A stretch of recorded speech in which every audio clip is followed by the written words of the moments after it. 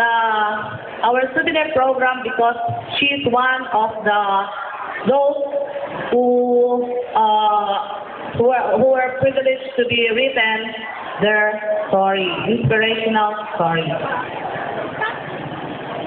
So, it seems na traffic si Secretary. So, would the Golden Jubilarians like to pose for posterity sake with their flag in front? Would you like to take a picture, a souvenir photo in front of the stage with your flag? O siya na sila? Siya na kayo? Okay. Mamaya po, we have a contest on best in attendance at saka best in...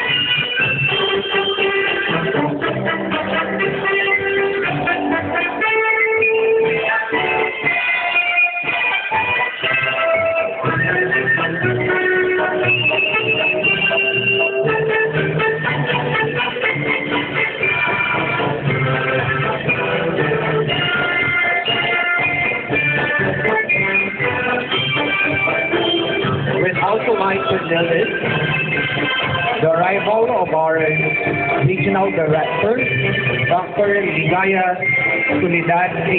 Miguel. We'd also like to notice the arrival of our Assistant Regional Director, Dr. Josefina G. Tamundo. We would like also to acknowledge the arrival of the school division superintendent, Dr. Alma Rodi Vittorio.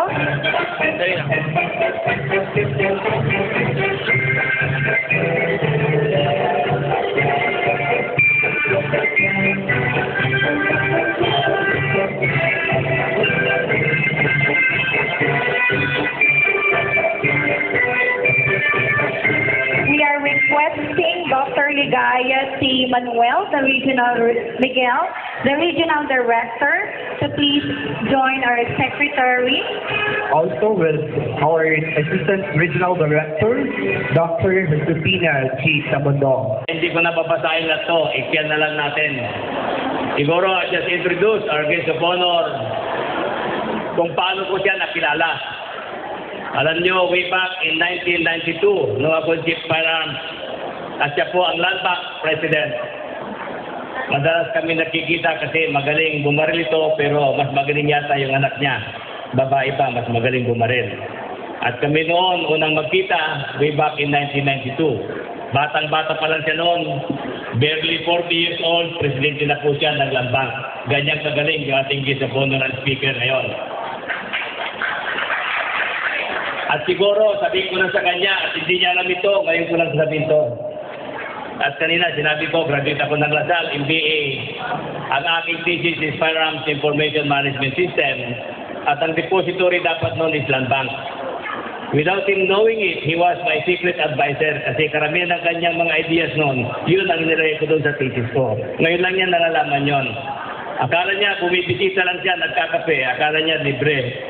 But in the way I was asking him some questions, actually, kasama yun sa aking thesis. Kaya number 1.0 ang grade ko sa Lasal, sa thesis noon, dahil sa kanya. Dahil on the first year lang, nung Firearm Information Management System, kumita na kami ng 100 million. At ngayon, yung thesis na yon na tumulong ang ating financial whiz kid noong araw. Magaling ito sa financial. Ngayon, yung thesis na yun is earning the PNP 300 million a year. Ganyang kagaling yung ating advisor. Kaya magaling din yung estudyante. At of course, naging congressman siya tatlong term. Hindi niya tinapos ang term niya kasi kinuha nga siya na Secretary of Education. And I think he is more than qualified to be the head of the biggest department sa bureaucracy natin. Alam niyo naman, ang pinakamalaki na departamento ay ang DEC, ang Department of Education, Culture and Sports. Kaya isang karangalan ng mga taga Santa Barbara, sabi niya sa akin nung nasa sakyan kami, hindi niya tinanggap kahit na homecoming ng kanyang eskwelahan. Pero ang Daniel Maramba National High School, for the first time, tinanggap niya ang homecoming. Kaya palakpakan natin. Kaya lang, hindi naman tayo siguro nagkamali. Dahil nagsabi niya naman sa akin, umatin siya doon sa Lingayen, centennial celebration. Dito, Golden Jubilarian lang na 58. At saka Silver Jubilarian mga class 83. Pero mas marami daw ang tao dito sa Santa Barbara kaysa doon sa Lingayen.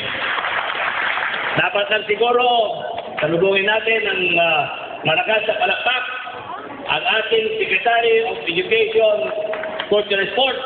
At siguro, hindi lang dyan. Baka magiging senador, maging vice president. O kung maging presidente ba ito, magaling ito, bagay na bagay. The Honorable Secretary, Gisli Lapos.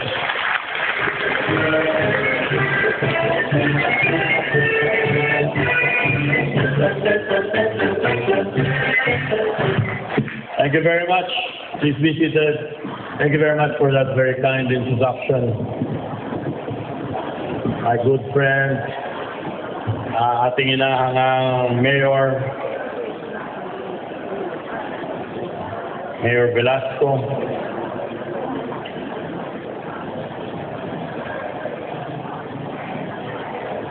the President and Chairman of the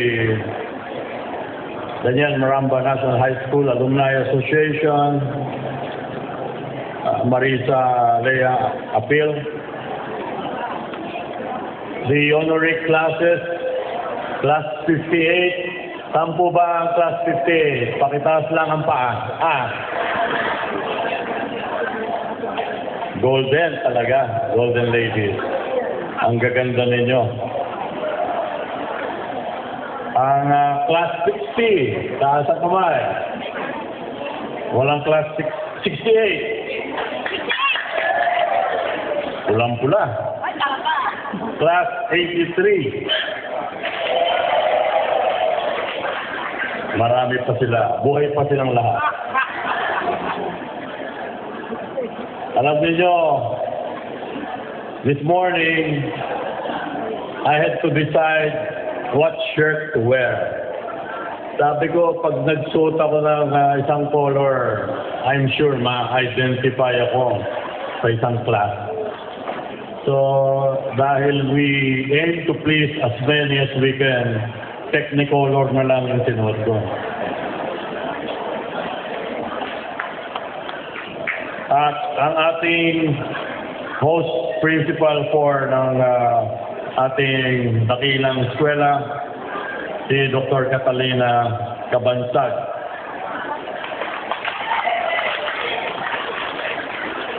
Dapat pinapalakpakan, napakalaking trabaho mag-host ng ganito.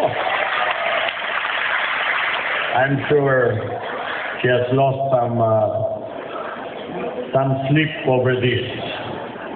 At ang Execom and Steering Committee led by Ms. Lisa Melendez.